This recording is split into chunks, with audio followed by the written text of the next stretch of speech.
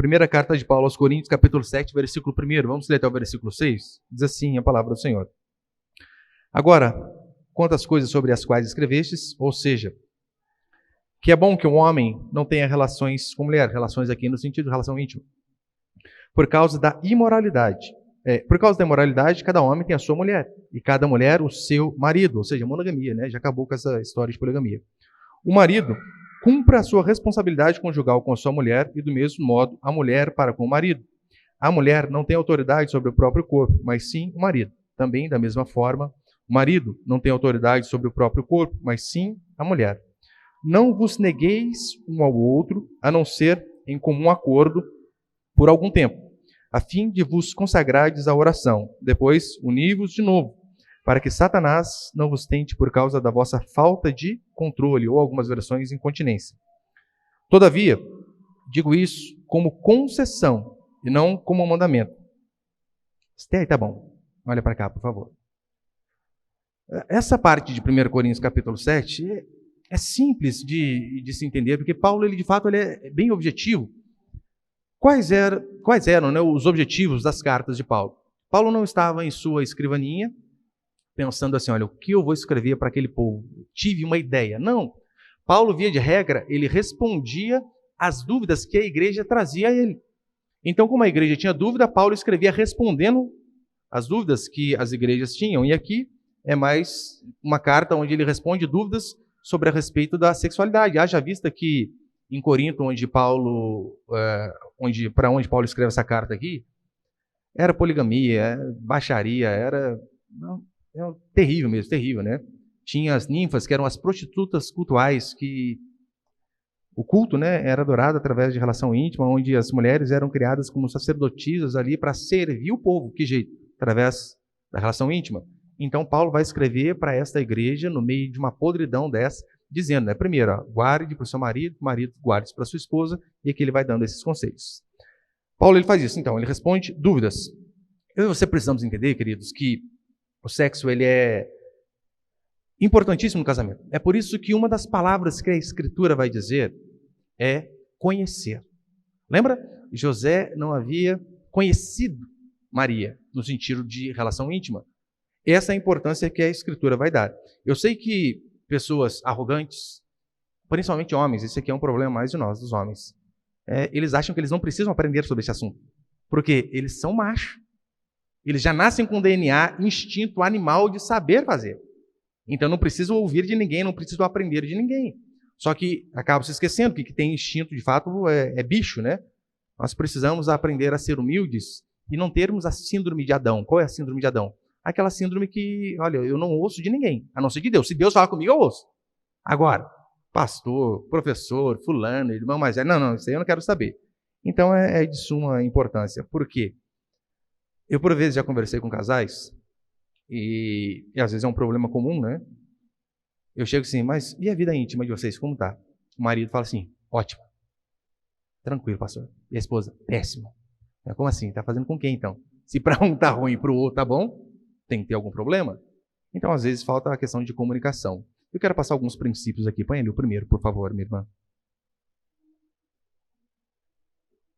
O primeiro princípio que eu e você precisamos entender é que sexo é bênção. Bênção. Deus quem fez.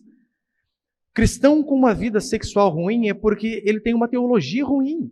Ele entendeu errado este princípio aqui da Escritura. Ele pensa que, olha, o sexo é apenas para a procriação, ou algumas mulheres têm em mente que é um mal necessário. Casei agora, tem que fazer. É um absurdo, é uma teologia errada. Agostinho, no seu livro Cidade de Deus, ele vai dizer assim, né, a vergonha que acompanha toda a relação sexual. Porque ele associa a vida sexual com vergonha, porque ele foi um pervertido. Antes de converter, ele foi um pervertido. Então, para ele, a vida sexual está associada àquilo, lá atrás. E, às vezes, muitos que vêm para a igreja hoje, tiveram uma vida também sexual ativa lá atrás, sem ser casado e com outras pessoas, e, às vezes, traz essa conotação negativa também para dentro do casamento e dentro da igreja, sendo que é um absurdo. Foi Deus quem inventou. Deus quem fez. E não apenas isso, Deus fez Adão e Eva no paraíso nu e diz, ide, sede fecundos e multiplicai-vos. Gente do céu, isso que é vida. Ninguém ali grama, moita, árvore, tudo que é lugar, procria. E hoje, olha quantos bilhões de habitantes nós temos, né? Então é bênção.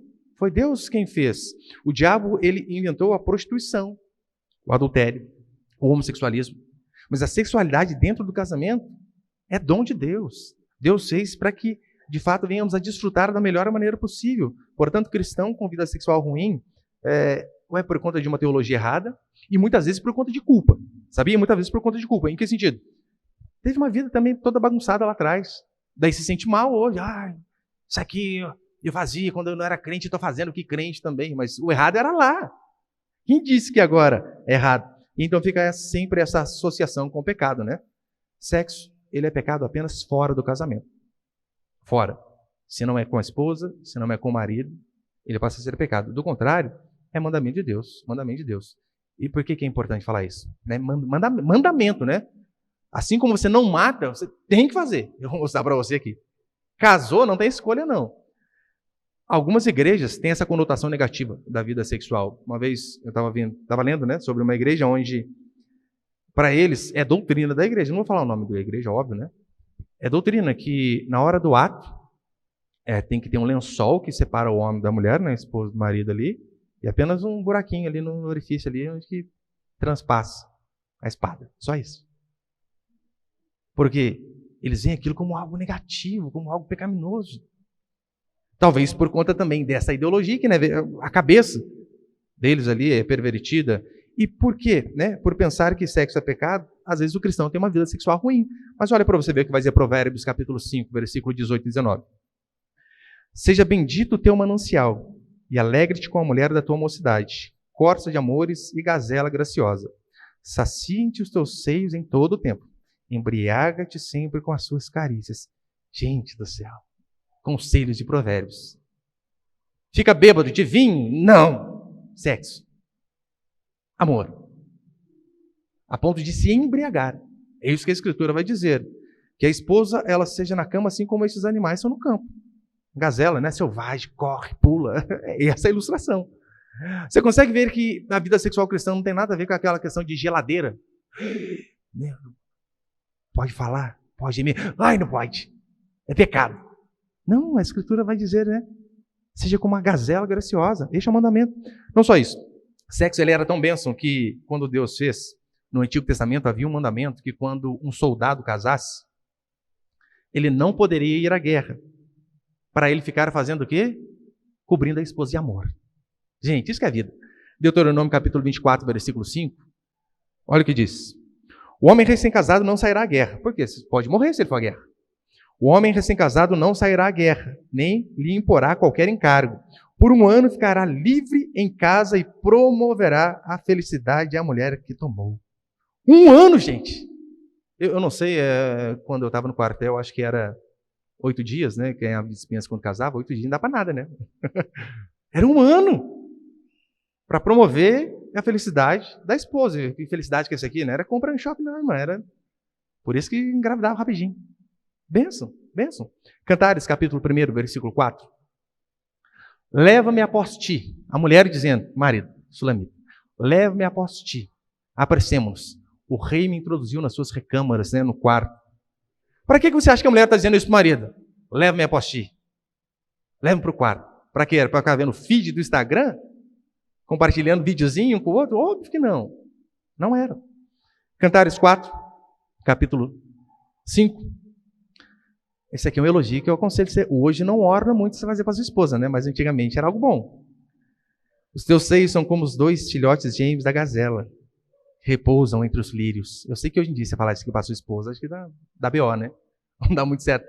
Mas aqui ele estava comparando o corpo da esposa, os seios da esposa, com algo bom. Né? Assim, um farol Xenon de um Cruze, de um Pointer, de um Civic, de uma BMW. É mais ou menos isso. Não há problema em se elogiar assim. Só que alguns pensam que a vida sexual tem que ser aquele negócio, né? Quase que o católico na hora da missa, né? Pensa se... Aí você pode falar que é só glória e aleluia, né? Mais que isso não pode. Não, queridos. Eu e você precisamos entender de fato que a Escritura explica. Portanto, tira da sua mente toda conotação negativa de vida sexual. Ainda que, por vezes, você veio cheio de informações, de uma vida pervertida, assim como Agostinho lá atrás. Tire da sua mente toda e qualquer conotação negativa, porque não é algo pecaminoso, não é algo negativo, é bênção e Deus fez e disse que nós deveríamos aproveitar o máximo possível. Segundo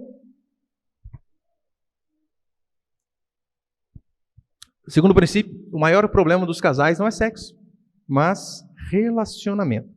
Veja, se você ler o livro de Cantares, gente, é fantástico, é fantástico. Ali é o tempo todo o homem se declarando para a esposa para o marido, e ali você vai ver que a vida íntima, a vida sexual, não tem a ver apenas com penetração, porque muitos pensam que sexo é só isso, né? Não, tem todo um caminho a se percorrer, porque, convenhamos, quem está bem com o outro durante o dia vai fazer sexo à noite. Agora você quebra o pau o dia inteiro. Aí à noite, que jeito que vai ter as coisas? É difícil, né? Não há sexo à noite se há brigas durante o dia. Se há cansaço extremo, estresse, preocupações, essas coisas todas afetam, de fato. Talvez principalmente as mulheres, né? Os homens podem estar caindo no mundo, né? A mulher deu algum sinal de vida, se vira, né? Ressuscita dos mortos. Mas qual que é o grande problema em relação a esta questão do relacionamento? É que o homem, ele difere muito da mulher. Por que eu digo que ele difere muito? Para o homem, o sexo começa quando coloca a última criança para dormir, né? Quem tem mais de um, óbvio, né? Colocou a criança para dormir, foi para o quarto, fechou, o sexo começa ali. Para a mulher, não. Para a mulher, começa do jeito que você deu bom dia na hora que você saiu da cama. E se você saiu sem dar bom dia, não mandou nenhuma mensagem na hora do almoço, não perguntou nem como que está, dificilmente você vai ter aquilo que você pretende à noite. Essa é a queixa da maioria das mulheres, pelo menos em quase 2 décadas de igreja, é o que eu tenho visto. Qual a queixa? Ele não fala comigo durante o dia, ele não pergunta se está tudo bem, ele não me elogia, não faz um agrado, vai à padaria, não traz um mísero sonho de valsa de 1,50, nada, faz nada. Mas chega à noite, e aí amor, hoje tem? É nóis? A mulher fica furiosa, querido. Você dá uma dessa, pode ter certeza, já era. Gelou a esposa. Não tem como, não tem como. Ou pior, né? Tá assistindo o filme, acabou. E acabou o filme, e agora? Vamos? É porque a mulher é diferente, de fato, né? O homem, ele é mais explosivo. A mulher não, precisa ali de algo mais lento e gradativo. Lento e gradativo. Mas você, irmã, precisa entender o seguinte. O que eu estou falando aqui, né? Não adianta, se você não trata bem durante o dia, não vai ter sexo à noite.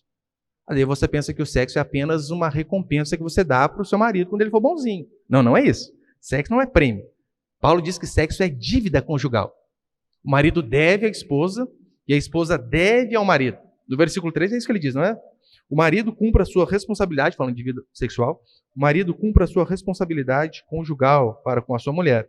Do mesmo modo, a mulher para com o marido. Cumpra a responsabilidade. Na versão revista atualizada, diz, você deve dar aquilo que é devido. É uma dívida. Você deve fazer. E veja, no versículo 3 não vai dizer que sexo é prêmio. É uma dívida, uma dívida. Só que qual que é o problema de muitos casais? Principalmente a mulher, né?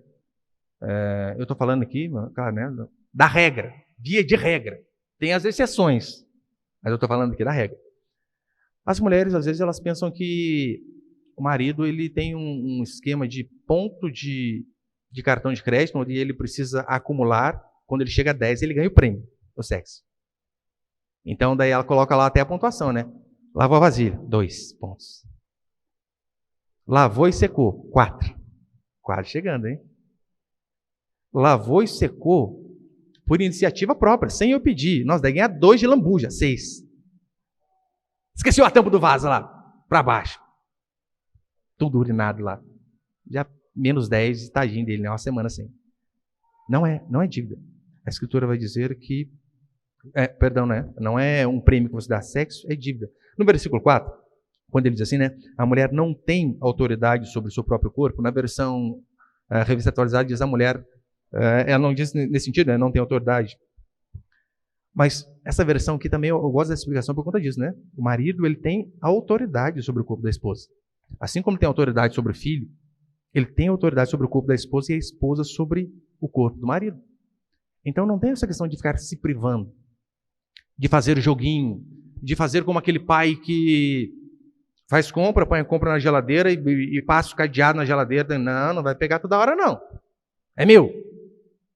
Tem muitos casais que fazem isso. Eles pegam e blindam o cônjuge de fazer algo. Não pode. Já viu, né? Tem mulher que faz assim. Tem mulher que, às vezes, qual que é a punição que ela dá para o homem? Ela dorme de calça jeans. Daí já era, né? Porque calça jeans é do demônio. Para dormir, pelo menos, é horrível, né? Não pode. A Bíblia vai dizer que sexo é uma dívida. E isso aqui também não é base, né? Daqui a pouco você ouve isso aqui, você que é homem, você chega lá na sua casa, tem que obrigar essa mulher, né? Viu? Tá na Bíblia, tem que fazer agora. E realmente, às vezes tem dia que a mulher tá ruim, tem dia que não tá bem, tem dia que a dor de cabeça é verdade, sabia? Tem dia que... Não estou dizendo que as irmãs mentem, né? Só que eu sempre falo, né? O problema da dor de cabeça você resolve fácil. Deixa um vidrinho de pirona ali no criado, muda, amor, tô com a dor de cabeça. Opa, 20 gotinhas. Já era. Resolve. Resolve essas coisas aí. Não é motivo para obrigar. Mas olha que interessante no versículo 5. Talvez por conta disso aqui, algumas pessoas tenham um entendimento errado, né, da questão da vida sexual. O versículo 5 diz assim: não vos negueis, ou não vos privei. Não vos negueis um ao outro, a não ser por comum acordo, por algum tempo, a fim de vos consagrardes à oração.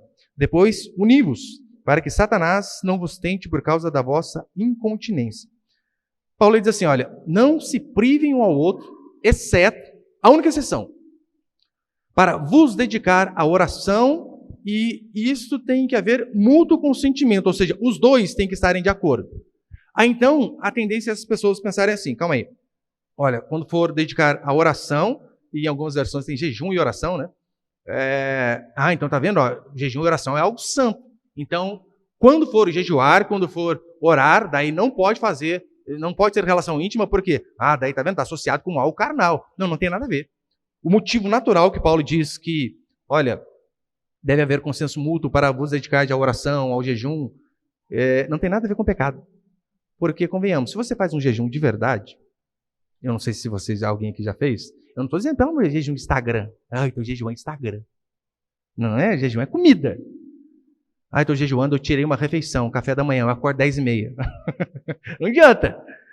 Jejum é jejum quando você para de comer. Literalmente. Uma vez nós fizemos lá em Guará, e lembro que eu fiquei, eu acho que 18 dias apenas com uma refeição. Eu só almoçava, mais nada. Só almoçava. E os últimos 3 dias eu fiquei sem nada mesmo. Eu fiquei só a capa do Batman mesmo. E 21 dias doloridos.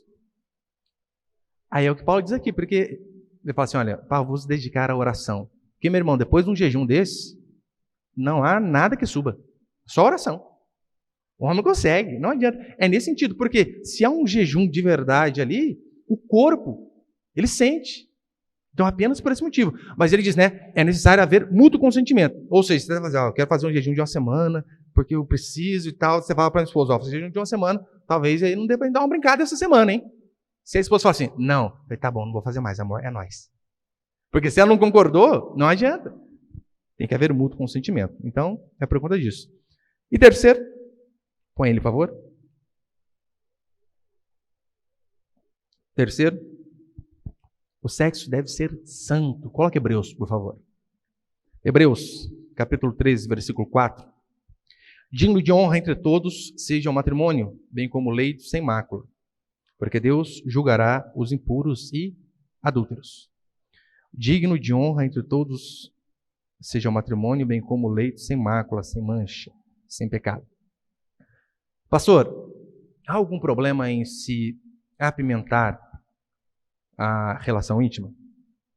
Porque uma coisa é você está casado de novinho, né? 2 meses, 3 meses, 1 ano. Outra coisa, você está há 20 anos com a mesma pessoa, né? Nossa! Há algum problema em fazer algo para apimentar o relacionamento? Não. Desde que não seja algo pecaminoso. Como assim? Normalmente a pergunta que eu ouço é a seguinte, tem algum problema? Usar fantasia? Depende, né, da fantasia, né? Você quer usar lá da Irmã Maravilha, né? Mulher Maravilha? Não tem problema, não. Se veste lá, tigresa, seu marido sai caçando você no quarto. Olha lá, né? Só não vai falar, vem me cutucar com essa vara curta daí, não, né? Desse é o dia dele, né? Mas não tem problema. Esse tipo de coisa assim, não tem problema.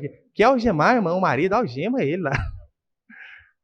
Pega ele, depois pega a carteira dele, carteira é brincadeira, né? Mas essas coisas em si, que não são pecaminosas, não há problema algum em relação a isso. Quer lá, algema, joga leite condensado em cima dele inteiro lá. Aí que você quiser. Aí que você quiser. Desde que não seja algo pecaminoso. O que não pode, por vezes, são fantasias querendo parecer outra coisa. Você fala assim pro seu marido, né? Deixa a barba igual do Gustavo Lima. Nossa, eu acho tão bonito. Daí não dá, né, mano?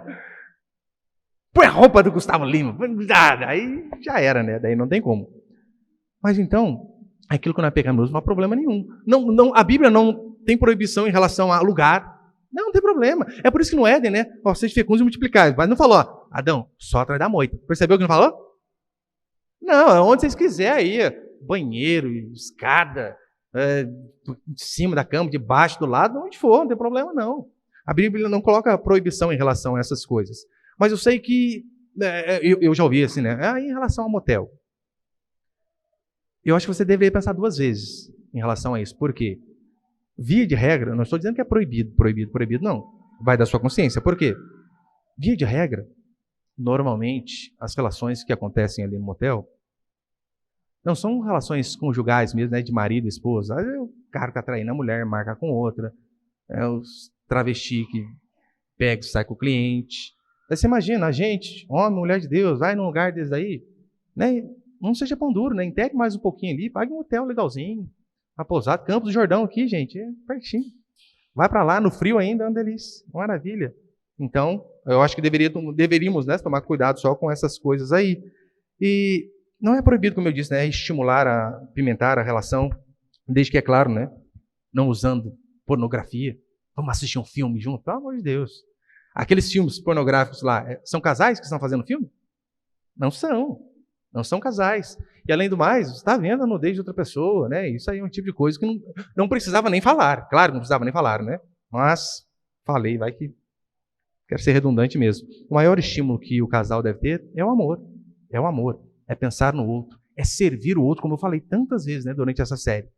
O amor, ele serve. E serve no sentido de pensar no outro, de priorizar o outro, e nesta área também. Priorizar o outro. Olha, assim é bom para você? Então vamos fazer. Nós fizemos um retiro uma vez lá em Guará, nós fizemos uma caixinha com perguntas, né? Faz a pergunta, é anônima, claro, precisava assinar o nome, né? E mesmo sendo uma caixinha com perguntas anônimas, as perguntas eram assim: pastor, uma amiga minha tem certa dúvida. Criatura, já é anônimo, vocês falam que é uma amiga sua, sei que é você. Uma amiga minha, quer enganar quem, né? Um amigo meu uma vez perguntou isso aqui. Para, gente. E tinha uma pergunta lá que é assim, né? Pastor, é pecado colocar nome na parte? Não, põe nome se quiser lá, Florzinha, Periquita, Vingador, né? Não tem problema. Trabucodonosor, já vi esse nome, né? Tem o Nabucodonosor, tem o Trabuco, né? Não tem problema, né? Põe o nome se quiser, vai ficar só entre vocês dois mesmo, né? Claro, não vai falar pra ninguém, né? Põe lá o nome que você quiser lá. E tinha uma outra pergunta que era assim, né? As irmãs também atrapalha eu. Trabucodonosor, foi boa, né? Homem de Ferro. Vamos lá. Gavião Arqueiro. Você que sabe. E tinha uma outra pergunta que era a seguinte. Pastor, existem posições sexuais que a Bíblia diz que não pode? Olha, eu acho que posição proibida não tem. Tem limitação física. Você sabe, né? Porque uma coisa é você casar com 20, 22. Outra coisa, você tá chegando com 40, 50, você vai ter aquela envergada na mulher. Já era, coluna. Acabou. Ou o homem mesmo, né? Dependendo de ficar muito tempo na minha posição, aquela cãibra. O que foi? Já foi, não, a cãibra. Acaba com tudo, né? Então tem limitações físicas, né? Isso aí a gente deve atentar para esse tipo de coisa aí. E deixando bem claro, né? Desde que haja mútuo consentimento. Né? Não vai forçar a esposa a fazer algo que ela não quer e nem a esposa forçar o marido também. Mas, sendo bem direto, né? Perguntas que às vezes ficam perambulando na sua cabeça aí. O que pode, o que não pode? Por exemplo, sexo oral, pode ou não? O que vocês acham? Não precisa responder, né? Claro, né? Responde na mente. Pode ou não pode? Você não vai encontrar versículos específicos na Bíblia dizendo pode ou não pode. Por mais que, se você ler Cantares, eu acho que o Provérbios, coloquei ali, Provérbios 19, 5, 19. Olha o que vai dizer, né? Sacinte os teus seios em todo o tempo, embriague-te com suas carícias. Muitos pastores dizem, isso aqui é um aval para sexo oral. Né? Não há problema nenhum. E se analisarmos que o corpo da esposa e do marido é templo do Espírito Santo, ora, por que os órgãos genitais não seriam? Então, né, a maioria não vê problema em relação a isso aí. Lembrando, toda vez eu reitero, desde que haja mútuo consentimento. Se houver mútuo consentimento, sem problema, porque o corpo é santo, não vai ser o pênis que vai ser o demônio, né? Não tem como, né? Que Satanás pro meu lado, não tem como. Né? Todo o corpo é templo do Espírito Santo. E eu estava vendo uma vez, lendo sobre este assunto, porque, por exemplo, né, às vezes as pessoas pensam assim, pastor, mas às vezes tem mulheres que reclamam que o marido machuca e tal, e um monte de coisa, e se pensa que é necessário que o homem ele seja muito avantajado para proporcionar prazer à esposa. Sabia que não? O famoso ponto G, que a maioria não achou até hoje, né, e vive procurando, que alguns dizem que é a parte mais sensível da mulher, ela fica entre o centímetro 2 e o centímetro 3 do canal vaginal. Então, você não precisa ser superdotado não, né? Fazer direitinho, pode ter certeza que a esposa vai ficar feliz. Vai ficar feliz. Então é necessário, na verdade, às vezes mais pensar nela, né? E não chegar batendo pênalti direto, mas pensar no outro. E põe o texto de Romanos ali, por favor. Eu estava pensando, fala isso aqui ou não fala? Vou falar, né? Perguntas que sempre vêm à mente em relação à sexualidade cristã de praxe, né? Sexo oral e sexo anal. Sexo oral, eu não vejo problema nenhum, né? Pelo menos em relação à escritura. Se você não se sente confortável, fala para o seu marido, fala para a sua esposa, e se ela não quer, meu irmão, acabou, já era, né? Não insiste. Mas, por exemplo, em relação a sexo anal, muitos pastores vão usar o texto de Romanos capítulo 1, versículo 26, que diz assim: Por causa disso, os entregou Deus às paixões infames. Aqui, infame no sentido de mancha, mácula, né? Por causa disso, os entregou Deus às paixões infames, porque até as mulheres mudaram o modo natural de suas relações íntimas por outro, contrário à natureza. Semelhantemente, os homens, também deixando o contato natural da mulher, se inflamaram mutuamente em sua sensualidade, cometendo torpeza, homem com homens, e recebendo em si mesmos a merecida punição de seu erro. Então, o que muitos vão argumentar? Que por conta dessa questão de Romanos, né? Que, olha, homossexualismo, homem com homem, mulher com mulher, por conta disso eles vão dizer que, olha, sexo anal é proibido. A Bíblia condena, a Bíblia diz que é pecado. Eu, por exemplo, eu não vejo uma proibição explícita. Se você seguir esse caminho, talvez você realmente ache uma proibição ali. Só que, por exemplo, os mesmos que dizem que não há problema com sexo oral, dizem que há problema com sexo anal. Só que aqui diz sobre homem e sobre mulher. Olha, o homossexualismo, né, no caso entre homens, a gente sabe como que é feito. Mas entre mulheres é só com sexo oral. Então, se for pecado o sexo oral, então o anal é pecado, então esse aqui também é. Então tem que parar com os dois. Então serve para os dois, né? Mas ainda assim, a gente deve pensar com certeza na questão de infecção, de inflamação, de doença, porque é algo que não foi feito para aquilo, né? Válvula de escape, não de entrada. Então é necessário pensar nisso. Mas ainda assim, que eu falei para você, você consegue ver uma proibição aqui nesse versículo aqui, fique em paz. Se você não vê proibição também, daí é a consciência sua, né? Daí já não é problema da gente. Então lembre sempre disso, né? O que a Bíblia proíbe explicitamente, a gente deve se frear, não fazer. Aquilo que não há uma proibição explícita, onde há um duplo entendimento, converse com o marido, a vida é de vocês, né? E o que você acha? O que você entendeu? Pegue o que outros acham, procure saber o que os homens de Deus a respeito do passado disseram, qual a interpretação deles, e assim você chega aí naquilo que você acha melhor. E para encerrar, qual a frequência de uma vida sexual natural e que satisfaz o homem e a mulher?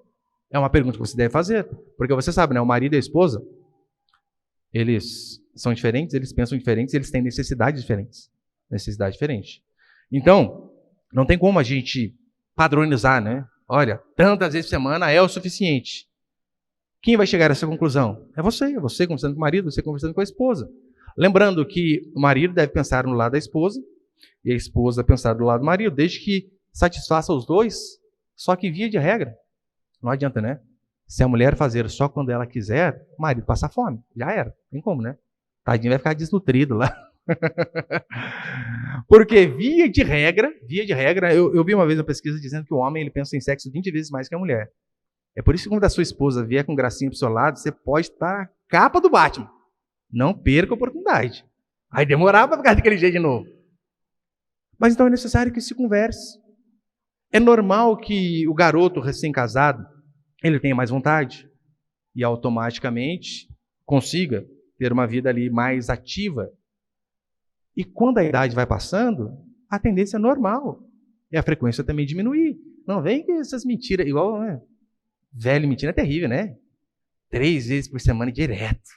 É o cara com 65 anos. Mentiroso. Mentira dele. Impossível. 65 anos, né? Nem com Viagra todo dia não vai. Mas é necessário, e é normal, né, que essas coisas aconteçam. Porque o ser humano é como se fossem as estações do ano. Tem o verão, o calor, Deus, ô glória. Novinha, a gente é assim. Primavera, você está ardendo ainda, né? O outono, as folhas começam a cair. O homem também, 60, 65. As coisas caem, irmãs. Cai, não funciona. O dia que der certo, você tem que para glorificar de pé a igreja. Porque, porque é assim a idade. É assim a idade. E no inverno, é daí que não sobe de jeito nenhum. Acabou. Mas lembra de Amós? Amós 3,3 vai dizer assim: andarão dois juntos se não houver entre eles acordo. Então a melhor coisa é sentar e conversar. É você como marido expor as suas vontades para a esposa? Você como esposa expor as suas vontades para o marido? Pastor, mas se eu, por exemplo, pudesse colocar a quantia por semana aí, a média, eu acho que seria, né, de terça a domingo. Não, terça a domingo não, também. Cadeira. Sábado de descanso para as irmãs, né? Daí merece, né? Sábado, dia do descanso. Mas claro, ninguém aguenta. Mas fiquei imaginando o seguinte: quantos dias é melhor para você? Converse com o marido, fala para a esposa. Se para o marido, fala, eu queria todo dia. O primeiro que é mentiroso, né? Mentiroso. E se ele ficar com gracinha, irmã, sabe o que você pode fazer? Eu duvido. Faz sexo 4 vezes com ele no dia para você ver. Se acaba com ele. Acorda, amor, te quero. Ele vai ficar doido. Na hora do almoço, vai para cima de novo. Ele, nossa, outra vez, maravilha. 3 horas da tarde você vai outra vez. Fala, demônio, o que você quer? De novo? Daí ele que não vai querer mais. Chega à noite de novo para você ver. Você precisa de oração, de libertação, irmão. De onde você veio? Você acaba com o marido rapidinho, se você fizer assim. Mas a melhor coisa, como eu disse, né? Senta e conversa, Lembra disso, irmão. Se você fizer só quando você tem vontade, que amor é esse? Que entrega é essa? Agora, se você, marido, também não respeitar a opinião da sua esposa, né? E dizer, ó, tem que intercalar um pouquinho aí, porque eu não sou borracha, não. Tem um pouco de dó aí. Então tem que haver um mútuo consentimento. Eu sei que, porque as mulheres, a tendência é parecer que elas têm um desejo sexual menor. Na maioria das vezes, sabe por que elas têm? É porque ela não está sendo satisfeita. Na maioria das vezes. Não é nenhum problema hormonal, nada. É não estar sendo satisfeita. Por que eu digo isso? O homem, por vezes, ele é egoísta, ele pensa só nele. Ele quer se satisfazer, ele quer fazer ali a parte dele e acabou. Ele não pensa que... Igual futebol, né? Futebol, quando vai ter um jogo, normalmente antes do jogo, os atletas vão para o campo, faz aquecimento, alongamento, treina falta, um monte de coisa. Depois sai, depois vem, canta o hino, depois começa o jogo. O homem não, ele quer chegar batendo pênalti, já gol! Já era. E se esquece que para a mulher tem todo este preparo antes. Tudo isso que vem por detrás aí. A satisfação da mulher, né, ela não começa ali no finalmente. E aquela velha ilustração. É igual fogão a lenha e fogão a gás, né? O homem é fogão a gás. Você ligou, ele pega. Fogão a lenha, meu irmão, quem já acendeu fogão a lenha aqui sabe. O negócio é demorado. É necessário cuidado, trabalho, sopra, abana, põe certinho a madeira ali e depois pega fogo. E via de regra assim que funciona, né? E normalmente também, conta de mágoa. Se a sua esposa está magoada com alguma coisa, esquece. Não tem como. O homem magoado, acontece do homem estar chateado? Acontece. Seu marido, ele pode ter dormido, né? Nossa, bravo com você. Ou pode ter ficado o dia inteiro bravo com você. Ah, você falou mal da mãe dele. Ele ficou furioso. Furioso. Magoado. Passa de lingerie na frente dele pra você ver. Ele esquece a mágoa na hora. Você não estava bravo? Quem estava? Com o quê? Magoado nada. A mulher já é diferente. Ah, a mulher, se ela está magoada, você tem que levar para almoçar na casa da mãe. Você tem que levar depois no shopping. Tem que fazer gastar um dinheiro. Faz parte. Então, às vezes é isso, né? É mágoas, preguiça. Às vezes é preguiça. E preguiça é pecado. Dor de cabeça todo dia é pecado, irmão. Você tem que vencer a preguiça, você tem que vencer a síndrome do pijama, pelo amor de Deus. Chega na hora de dormir, já põe a camiseta do seu marido. Daí ele olha para ele em você. Quem que aguenta? Põe o shortão e joga bola. Tá o Corinthians número 9 aqui do lado. Você vai matar o homem, cara. Não pode. Então a gente tem que sempre exercitar, né? Exercitar, satisfazer o outro. E nem sempre, claro, né? Nem sempre vai ser aquela coisa louca, para encerrar. Nem sempre vai ser aquela coisa louca. Às vezes é bom, né? Principalmente quando é mais novo. Coisa doida. Mas o tempo vai passando e às vezes é um feijão com arroz. É o básico. Mas é o básico que é de suma importância. Eu acho que só tem o último ali. Tem? Acho que não tinha o último, tinha 5? Não? Eu acho que não tem, né? E só para encerrar, a importância de você procurar satisfazer o marido e a esposa. Porque, veja, tantos homens bonitos, endinheirados, mulheres bonitas, casamentos que não dão certo. Não dão certo. Você sabia que a Gisele Bündchen tomou chifre? Gente, se aquela mulher foi traída, irmãs do céu. Shakira foi traída. Se casamentos de homens e mulheres bonitos, porque, pelo amor de Deus, se falar que a Shakira e o Piquet são feios, é ruim, hein? Casal muito bonito. E não deu certo. Será porque às vezes faltou entrega na esposa em querer satisfazer o marido e no marido em querer satisfazer a esposa? Em pensar mais no outro e pensar menos em si? Em preocupar em satisfazer o cônjuge e não ficar preocupado apenas com a satisfação própria? Então pense nisso. Assim como Paulo diz, né? Que o amor não busca os seus próprios interesses. Isso vale para todas as áreas, inclusive na área sexual. O amor não busca os seus próprios interesses. E se assim você agir, você pode ter certeza, a vida sexual vai ser muito melhor. E quanto mais ativa for a vida sexual do cristão, menos tentado você vai ser. Via de regra, os homens, né, são mais tentados, talvez pela questão do olhar. Mas se você, irmã, deixa o seu marido bem alimentado em casa, as chances dele ser tentado na rua vão ser bem menores. Então, é a responsabilidade que todos têm para com o cônjuge também. Amém, meus irmãos? Amém. Você pode ficar de pé por um instante, por favor?